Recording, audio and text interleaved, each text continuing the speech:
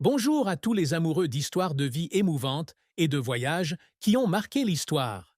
Bienvenue dans la vidéo d'aujourd'hui, où nous explorerons la vie d'une icône de beauté, d'une star de cinéma qui a marqué une époque et d'une femme au cœur passionné, mais aussi blessé. Brigitte Bardot, muse de la France qui a captivé le monde. Si vous n'êtes pas abonné à la chaîne, cliquez sur le bouton S'abonner et n'oubliez pas d'activer la cloche de notification pour ne rien manquer des prochaines histoires fascinantes.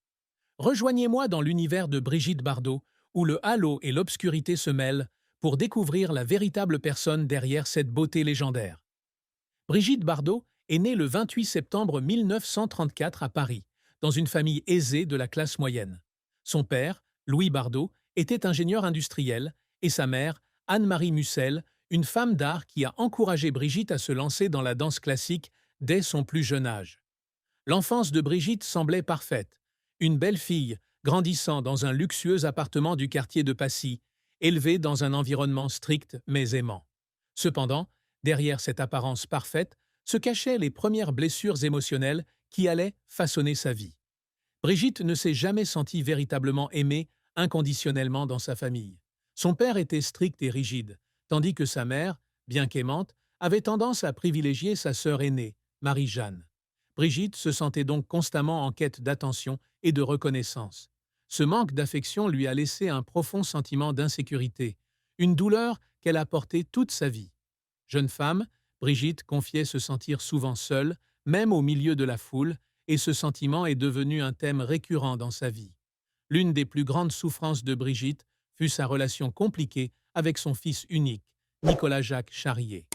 Lorsqu'elle tomba enceinte de Nicolas en 1959, Brigitte était au sommet de sa carrière et plongée dans le tourbillon de la célébrité. Elle n'était pas prête à devenir mère et sa relation avec son second mari, Jacques Charrier, était également tumultueuse. Après la naissance de Nicolas, Brigitte avoua ne pas se sentir attachée à son fils. Sa décision de confier l'éducation de Nicolas à la famille de Jacques fut un choix vivement critiqué, mais pour elle, c'était une façon de protéger son fils de la vie chaotique d'une star.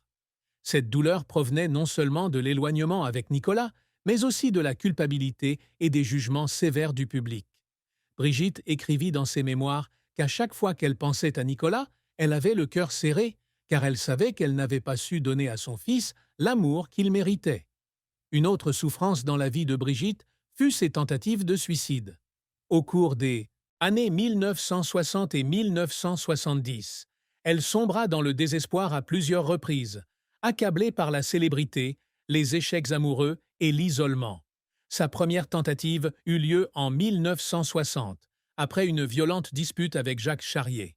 Elle a continué à souffrir de dépression nerveuse par la suite, notamment lorsqu'elle s'est sentie prisonnière de l'image de sex symbole imposée par les médias. Ces moments n'étaient pas seulement des signes de faiblesse, mais aussi des appels à l'aide d'une femme cherchant à échapper aux pressions du monde qui l'entourait. À chaque fois qu'elle les surmontait, Brigitte gagnait en force, mais ses blessures émotionnelles ne se cicatrisaient jamais vraiment. Sa lutte avec elle-même était une autre grande souffrance. Brigitte était tiraillée entre l'image que le public voulait lui donner, une blonde charmante et insouciante, et la personne qu'elle était vraiment, une femme sensible et vulnérable qui aspirait à être aimée pour ce qu'elle était. Ce conflit la laissait dans un état de trouble, en quête constante de sens dans un monde auquel elle avait le sentiment de ne pas appartenir véritablement. Ses souffrances, dissimulées derrière son sourire radieux à l'écran, ont façonné une Brigitte Bardot bien plus complexe et profonde que l'image que le monde en avait. La carrière de Brigitte Bardot est une histoire de génie fulgurant, de succès retentissant et d'échecs cuisants. Elle entre au cinéma par hasard, découverte par le réalisateur Roger Vadim en 1952. Le film Et Dieu créa la femme, 1956, propulse Brigitte du statut d'inconnue à celui d'icône mondiale. Dans le rôle de Juliette Hardy, Brigitte dévoile non seulement sa beauté séduisante, mais apporte également une liberté inédite à l'écran. Le film suscite la controverse en raison de ses scènes audacieuses, mais c'est ce qui fait de Brigitte un symbole de libération sexuelle et de liberté personnelle. Le public du monde entier est fasciné par sa beauté, de sa chevelure blonde en bataille à son regard envoûtant, et Brigitte devient rapidement un phénomène culturel. Au cours des années suivantes, Brigitte continua d'apparaître dans des films tels que La Vérité, 1960, Le Mépris, 1963, de Jean-Luc Godard, et Viva Maria, 1965. Chaque rôle consolida son statut de star irremplaçable. Dans Le Mépris, Brigitte incarnait Camille, un personnage complexe en proie à des conflits intérieurs, et sa performance fut saluée par la critique pour son authenticité et sa profondeur. Le film fut non seulement une réussite artistique, mais aussi un témoignage du talent d'actrice de Brigitte, dépassant largement l'image de sex symbol que les médias lui avaient accolée. Ses succès propulsèrent Brigitte au sommet, faisant d'elle l'une des actrices les mieux payées d'Europe à l'époque. Cependant, la carrière de Brigitte ne fut pas exempte d'échecs et de difficultés. Tous ses films ne furent pas bien accueillis. Certaines de ses œuvres, comme Les Femmes, 1969, et Don Juan 73, 1973, furent critiquées par la critique pour leur manque de profondeur ou leur incapacité à exploiter son talent. Ces échecs blessèrent Brigitte, surtout lorsqu'on la comparait à des actrices plus jeunes, considérées comme plus modernes. La pression de maintenir une image parfaite l'épuisait également. Brigitte confia un jour avoir pleuré certaines nuits dans la loge, non pas à cause de l'échec d'un film, mais parce qu'elle se sentait prisonnière d'un rôle qu'elle ne voulait plus jouer. Les efforts de Brigitte pour échapper à son image de sex symbol furent également néfastes. Elle refusa de nombreux scénarios qui ne cherchaient qu'à exploiter sa beauté, préférant des rôles plus complexes, comme La Vérité, où elle devait exprimer des émotions profondes et douloureuses. Se préparer pour le rôle l'obligeait à affronter ses véritables émotions. Et il y eut des jours où elle quitta le plateau en larmes, épuisée d'avoir investi toute son âme dans le rôle. Malgré son immense succès, cet engagement a également accru la solitude de Brigitte, qui a réalisé que le public aimait davantage son image que sa vraie personnalité. Sa décision de quitter le cinéma en 1973, à 39 ans, a marqué un tournant majeur. Brigitte ne voulait plus vivre sous les projecteurs et a choisi de quitter le grand écran pour se consacrer à la protection des animaux. Cette décision a surpris plus d'un, mais pour Brigitte, c'était un moyen de se retrouver. Cependant, ce départ n'a pas été facile. Elle a un jour admis qu'il y avait des moments où elle se demandait si elle avait fait une erreur en abandonnant tout, et les larmes silencieuses pendant les longues nuits témoignaient de ses luttes intérieures. Brigitte Bardot a déclaré que le mariage avait été un parcours en dents de scie, passant d'un bonheur immense à une douleur indicible. Elle s'est mariée 4 fois, chacune avec ses propres leçons et cicatrices. Son premier mariage, avec Roger Vadim, en 1952, alors qu'elle n'avait que 18 ans, fut une histoire d'amour, mais mouvementée. Vadim découvrit et éleva Brigitte, mais leur relation se détériora rapidement en raison de différences de mode de vie et des pressions liées à sa célébrité. Son second mariage, avec Jacques Charrier, le père de son fils Nicolas, fut douloureux, marqué par des disputes et une instabilité psychologique.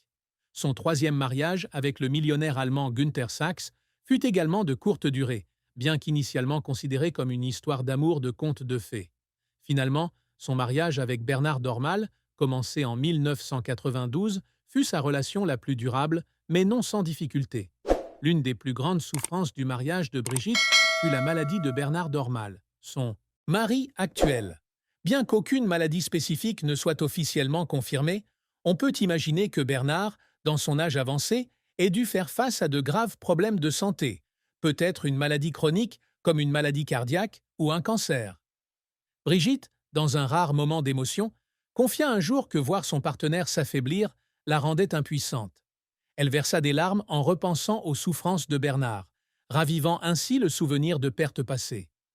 Pour une femme qui avait traversé tant d'épreuves, envisager la possibilité de perdre son dernier compagnon fut un choc profond. Brigitte déclara un jour que Bernard était celui qui la comprenait le mieux et que l'idée de le perdre lui donnait l'impression de perdre une partie d'elle-même. La relation de Brigitte avec Bernard Dormal fut complexe, à la fois chaleureuse et sombre. Bernard, ancien homme d'affaires et partisan politique de droite, apporta à Brigitte la stabilité qu'elle n'avait pas trouvée dans ses précédents mariages. Il l'a accompagnée dans son combat pour la protection des animaux, l'a soutenue dans la création de la fondation Brigitte Bardot et l'a soutenue lorsque le public l'a critiquée pour ses opinions controversées. Bernard a dit un jour qu'il aimait Brigitte non seulement pour sa beauté, mais aussi pour son cœur fort et son esprit libre. Ces mots ont été d'un grand réconfort pour Brigitte, qui aspirait à être aimée pour ce qu'elle était. Cependant, leur mariage n'a pas toujours été sans heurts. Leurs divergences d'opinion et leur gestion des pressions extérieures ont constitué un point noir majeur. Bernard, partisan des politiciens de droite, a parfois mis Brigitte dans des situations difficiles. Elle a été critiquée pour ses déclarations sur l'immigration et la culture, et bien qu'elle ait insisté sur le fait que ses opinions découlaient de son amour pour la France, elles ont terni son image. Dans ces moments-là, Brigitte se sentait isolée et, par moments, elle se demandait si Bernard comprenait vraiment la pression qu'elle subissait. Un jour, lors d'une rare interview, Brigitte a révélé qu'elle et Bernard avaient eu de vives disputes sur la façon dont elle était perçue en public et qu'elle avait pleuré parce qu'elle se sentait insuffisamment protégée lors des tempêtes médiatiques. Malgré cela, leur relation resta solide grâce à un respect mutuel. Bernard déclara un jour n'avoir jamais cherché à changer Brigitte, mais souhaitait simplement être celui qui la protège du monde. Pour Brigitte, Bernard était un partenaire sur lequel elle pouvait compter, mais elle reconnaissait aussi que le mariage, aussi solide soit-il, ne pouvait effacer les cicatrices du passé. Les moments où elle pleurait seule dans sa maison de Saint-Tropez témoignaient de la douleur qu'elle n'avait jamais pleinement partagée, même avec le mari qu'elle aimait. Malgré son départ des projecteurs en 1973, Brigitte Bardot possédait encore une fortune considérable, principalement issue de sa carrière d'actrice, de contrats publicitaires et d'investissements judicieux. Au sommet de sa carrière, Brigitte était l'une des actrices les mieux payées d'Europe, chaque film lui rapportant des centaines de milliers de francs. Elle gagnait également des sommes importantes grâce à des campagnes publicitaires, notamment des contrats avec des marques de mode et de cosmétiques, qui capitalisaient sur son image glamour. Une partie de sa fortune provient de l'immobilier, notamment de la célèbre maison de la Madrague à Saint-Tropez, où elle vivait depuis les années 1960. Cette demeure, avec sa vue sur la mer et son architecture unique, vaut aujourd'hui des dizaines de millions d'euros sur le marché. Brigitte a également investi dans plusieurs autres biens, dont une maison à la campagne française et plusieurs petites propriétés à Paris. Elle possède également une collection d'antiquités, composée notamment d'œuvres d'art et de meubles du XVIIIe siècle, qu'elle a collectionnées au cours de ses années d'amour pour la beauté classique. Cependant, la majeure partie de sa fortune a été versée à la Fondation Brigitte Bardot, une association de protection des animaux qu'elle a fondée en 1986. Elle a vendu certains de ses biens personnels, notamment des bijoux et des vêtements de sa carrière d'actrice, afin de collecter des fonds pour des campagnes de protection animale. Cependant, sa fortune est toujours estimée à des dizaines de millions d'euros, ce qui lui assure une vie confortable à 90 ans. Brigitte n'a jamais accordé d'importance à l'argent, et elle a dit un jour que son plus grand bien n'était pas ce qu'elle possédait, mais les animaux qu'elle sauvait. La Madrague, où elle vivait avec des dizaines de chiens et de chats sauvés des rues, en est la preuve. Malgré sa richesse, Brigitte menait une vie simple, consacrant la majeure partie de son temps et de son argent à des causes qui lui tenaient à cœur, plutôt qu'à la recherche du luxe. La famille de Brigitte Bardot, en particulier ses proches, comme sa sœur Marie-Jeanne et son fils Nicolas, parlaient rarement publiquement de sa vie privée, mais leurs témoignages témoignaient de compréhension et d'empathie pour la tristesse qu'elle traversait. Marie-Jeanne, qui a eu une relation compliquée avec Brigitte durant son enfance, a dit un jour que sa sœur était quelqu'un qui vivait avec son cœur et donc souffrait avec son cœur. Marie-Jeanne a admis que la célébrité avait privé Brigitte de sa liberté et que les pressions de la vie publique l'avaient profondément blessée. Bien que les sœurs n'aient pas toujours été proches, Marie-Jeanne a regretté de ne pas avoir été plus présente pour Brigitte pendant les années les plus difficiles. Nicolas, le fils de Brigitte, a entretenu une relation distante avec sa mère pendant la majeure partie de sa vie. Cependant, ces dernières années, il a tenté de se réconcilier avec elle. Lors d'un rare moment où il a parlé de sa mère, Nicolas a confié comprendre que Brigitte avait fait ce qu'elle pensait être le mieux en le laissant élever par son père. Il a expliqué que les larmes de sa mère, qu'elle laissait rarement paraître, témoignaient de la douleur qu'elle avait dissimulée. Nicolas a souligné que Brigitte n'était pas une mère traditionnelle, mais que son amour pour lui, même exprimé avec maladresse, était réel.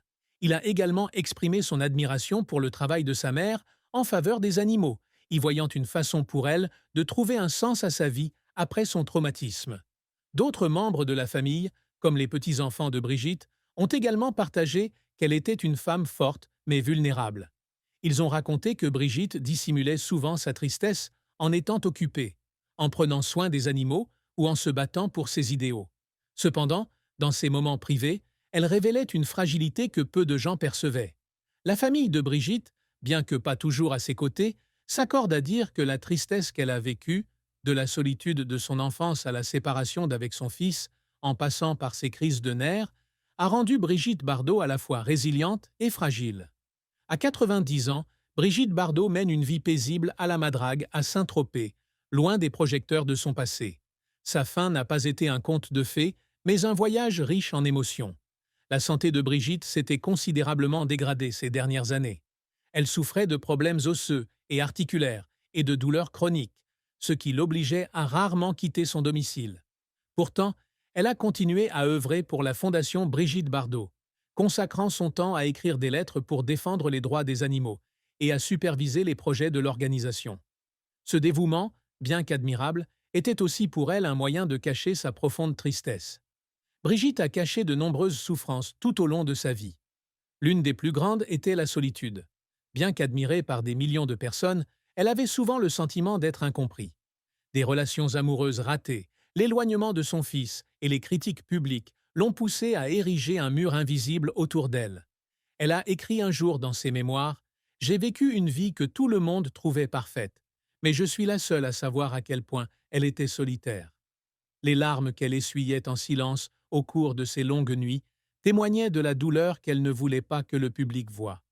La triste fin de Brigitte ne signifiait pas la fin de sa vie, mais l'acceptation d'une vie qu'elle avait choisie, une vie consacrée à des idéaux plus grands qu'elle-même.